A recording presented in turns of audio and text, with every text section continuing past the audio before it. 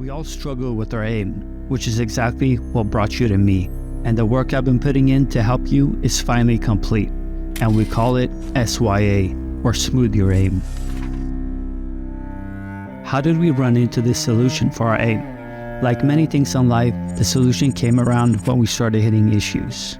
Me and a student ran into some problems with his aim. No matter what we did, he couldn't get the grasp of certain scenarios. And that got us experimenting, where it led into a long conversation, discussing different theories, and eventually we landed on the fact that things were probably just too hard for him. But that just wasn't enough to solve his issue.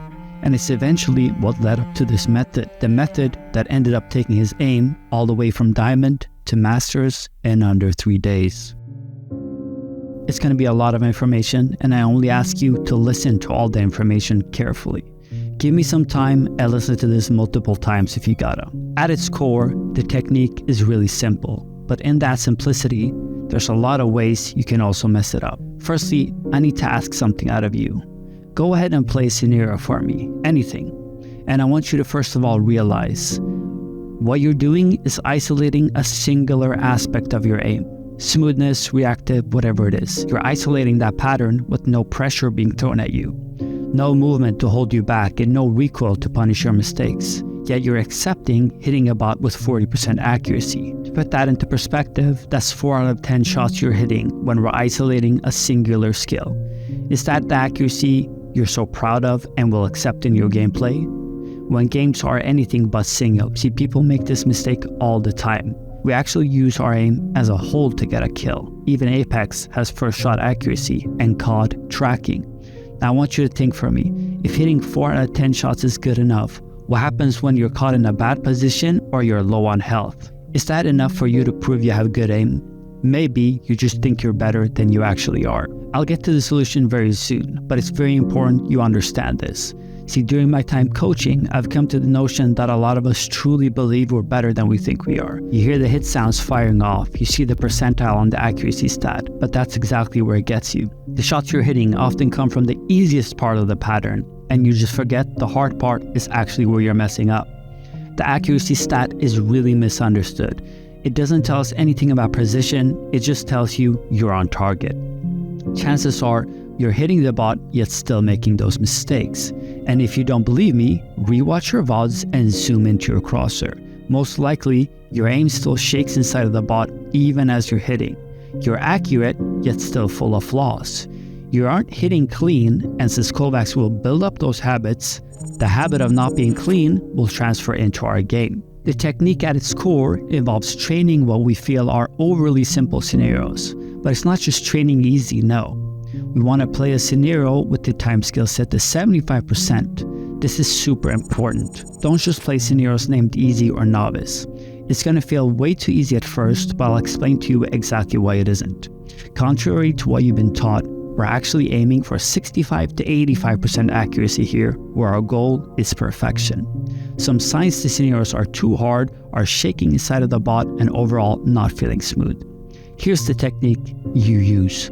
After we're done 3 runs of 75% timescale, we want to play an additional 3 runs of our desired scenario. So smooth bot 75% 3 runs, and then smooth bot normally 3 runs.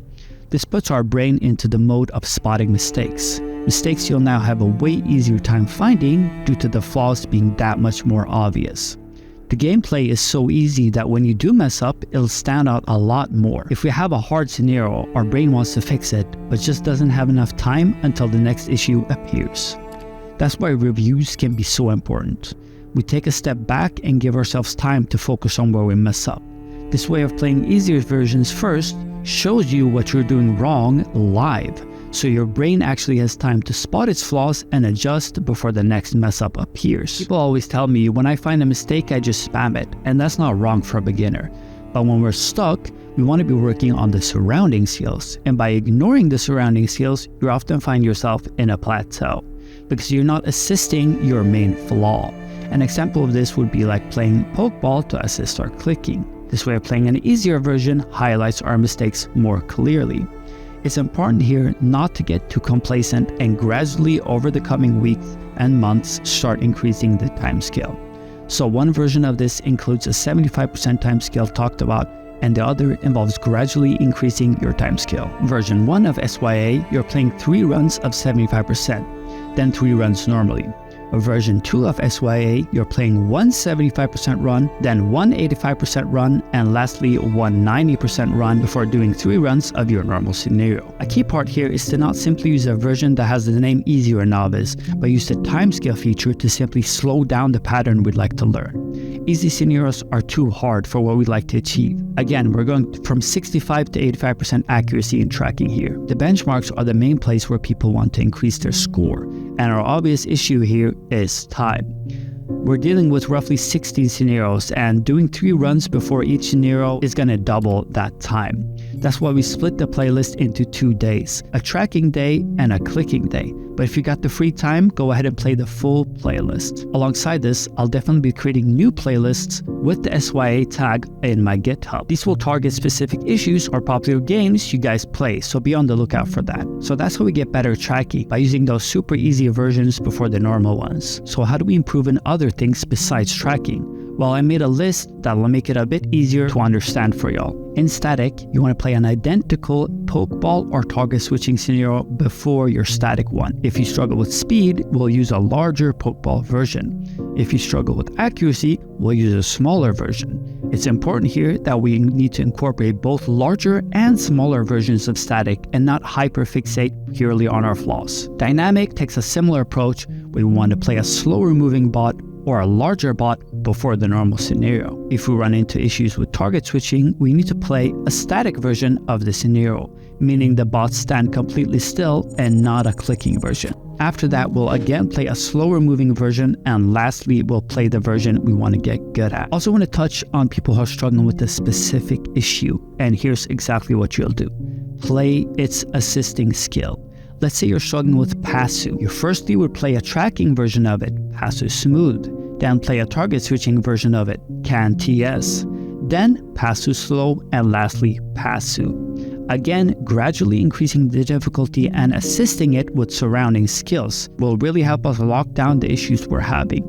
Alternatively, you can also add an even easier version before the easy version. So Smoothbot Novice, Smoothbot Intermediate 75%, then Smoothbot Intermediate. So yeah, that's a lot of info, and I hope you guys learned something. And before you go on being skeptical, do me a favor and try it out.